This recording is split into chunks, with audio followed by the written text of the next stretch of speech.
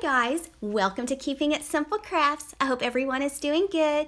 Today I am showing you how I made this gorgeous Easter splatter screen wreath. So for this wreath you're going to need one splatter screen, and you can paint it white or whatever color you want if you would like to. That's optional. You're going to need 9 floral picks, and mine came from Walmart.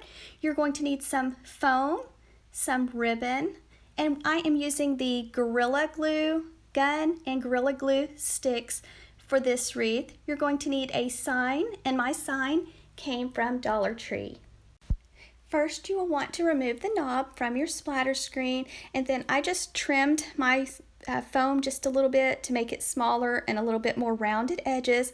And then you're going to want to use the Gorilla Glue brand glue sticks for this wreath because it is supposed to bond foam to metal, but I used a lot of glue on this one, so you'll just make sure you add an excessive amount of glue and let it dry before you start adding any of your floral picks. And so I just took my floral picks and trimmed them, and this is the lavender pick, and I picked up my floral picks all at Walmart. I bought 2 boxwood picks, 3 lavender picks, 2 green thistle picks, 1 lamb's ear, and then 1 that kind of reminded me of a white rose. It starts with an R. You'll see it in a little bit because I scanned the tags so that you could see exactly what the correct names are for them. And so this is how they look once I trim them. And there's my daughter's sweet little coonhound. And then after you have your floral picks trimmed, you could add a little bit of hot glue to the end before you push it in the foam if you would like. I did not, and they stay fine, but if you're worried, add a dot of hot glue on the end, then push it into the foam. And so this is the boxwood pick, and you'll need 2 of these. And so I kind of just did each corner and then kind of just went around and filled in. Now I am placing my little bunny sign on the right side, so I'm not going to be placing floral picks on that side, or not many at least. I only used the 9 floral picks for this wreath, and I think it turned out so pretty. It's my favorite wreath I think that I've ever made, especially my favorite splatter screen wreath. Last Easter, I made my first ever splatter screen wreath, and it had a real cute tinsel bunny on it, but I actually think this one is my new favorite. My husband, when he walked into the living room, he said, "Oh, that's pretty," and he never compliments or comments, so if he says it's pretty, it must be pretty. So just take your time placing your floral picks, try to space them out, and you'll want some taller picks in the top and taller picks or longer picks in the bottom, and kind of make it have like a circle shape. Try to kind of fill in so that it's nice and even throughout your wreath. And I saved one of the lavender picks until after I added my bow, and then I went back and wherever I thought it needed the lavender picks, I added them. So you might want to hold off on putting one of your lavender picks in right now. Set it aside until after you get your bow attached, and you can kind of look at it and see if you need anything else.